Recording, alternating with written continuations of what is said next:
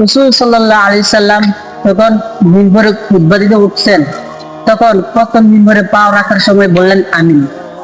দ্বিতীয় মিম্বরে ওঠার সময় বললেন আমিন। তৃতীয় সিঁড়িতে পা রাখার সময় বললেন আমিন। রাসূল সাল্লাল্লাহু আলাইহি সাল্লাম যখন খুতবা শেষ, তখন সাহাবায়ে কেরাম প্রশ্ন করলেন, ইয়া রাসূলুল্লাহ, আপনি তো কখনো মিম্বরে খুতবা দেওয়ার সময় সিঁড়িতে প্রথম পা দেওয়ার সময় আমিন বলেন নাই, আজ কেন বললেন? রাসূল সাল্লাল্লাহু আলাইহি ওয়াসাল্লাম বলেন, এইমাত্র আমার কাছে জিবরিল আলাইহিস সালাম এসে বললেন, ওই ব্যক্তি ধ্বংসক যে ব্যক্তি রমজান মাস পাইল অথচতে তার গুনাহ মাফ করতে পারলো না, ওই ব্যক্তি ধ্বংসক। যখন দ্বিতীয় মিম্বরে পাও রাখলেন, তখন আমিন বললেন কেন?